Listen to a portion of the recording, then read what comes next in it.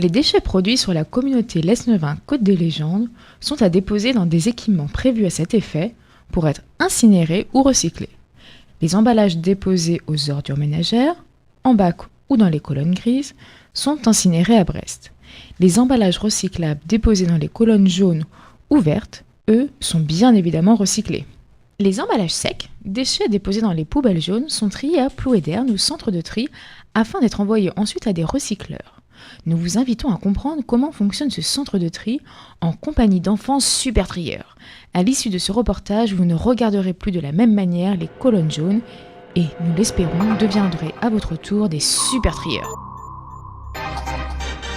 L'école est venue dans un cadre particulier via le fonds dotation. Est-ce que vous pouvez nous en dire un tout petit peu plus ? Oui, alors le fonds dotation mère, en fait, c'est un mécénat de Sautraval avec Océanopolis, ce qui permet de financer donc des classes pour venir passer donc une après-midi ou une matinée ici au centre, visiter le process, voir ce que deviennent les déchets qui ont été mis dans la poubelle jaune.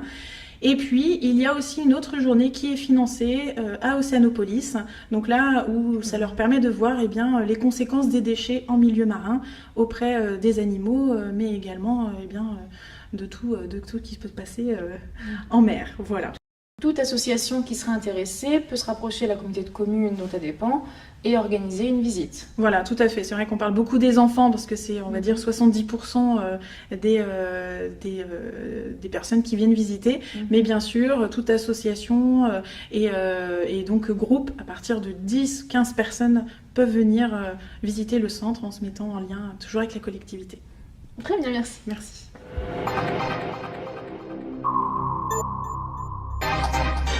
Les élèves de Madame Schmitt, de l'école publique du Tréas de Kerlouan, sont de réels ambassadeurs du tri sélectif. Ce groupe d'une vingtaine d'enfants, du CE1 au CM2, nous ont accueillis pour partager leur expérience et leurs connaissances. Trier c'est bien, bien trier c'est mieux. Trier le papier va faire un carton.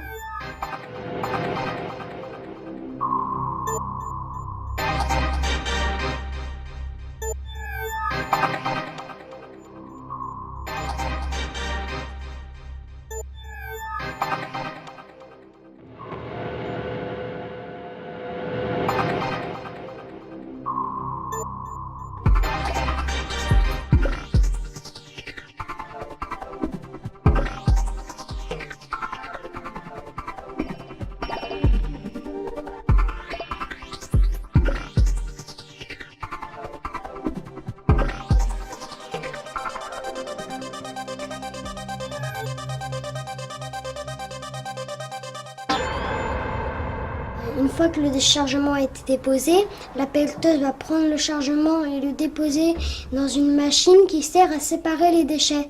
Et ensuite, ça va aller dans plusieurs machines qui se suivent d'affilée. Le tractopelle prend les déchets pour le mettre dans le bac d'alimentation. Le bac d'alimentation est équipé de griffes qui séparent les déchets. S'il y a un filet à l'intérieur ou un sac plastique, ça pourrait bloquer la machine.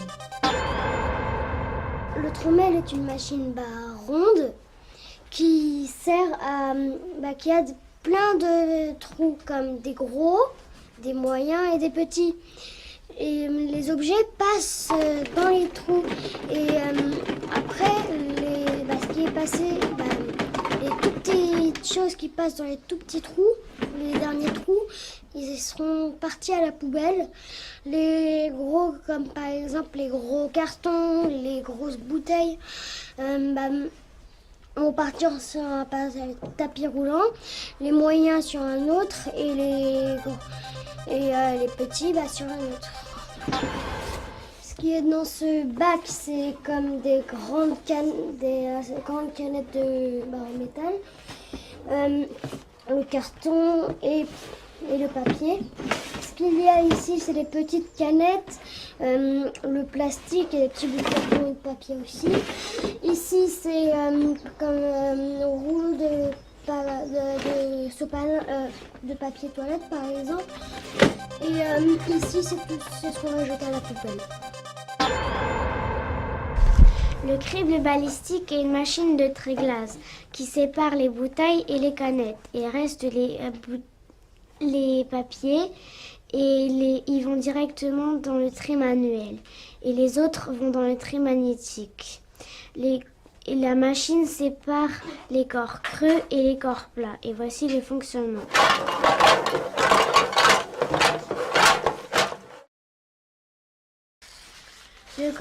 La machine sépare le corps creux et le corps plat.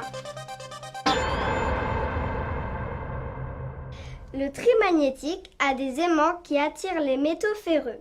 Boîtes de conserve, les canettes sont triées par des aimants qui tombent très vite. Il reste les bouteilles.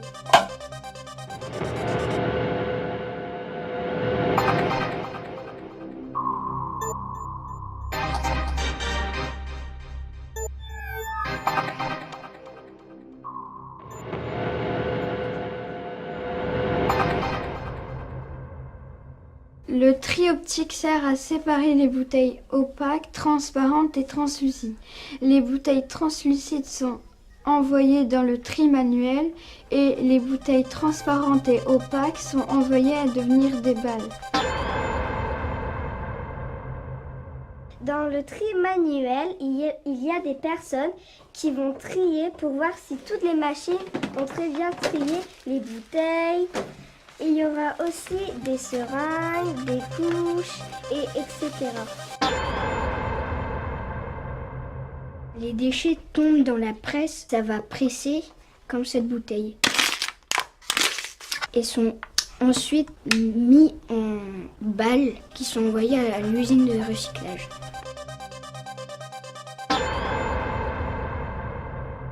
Les déchets triés sont mis en balles pour être envoyés vers des usines de recyclage.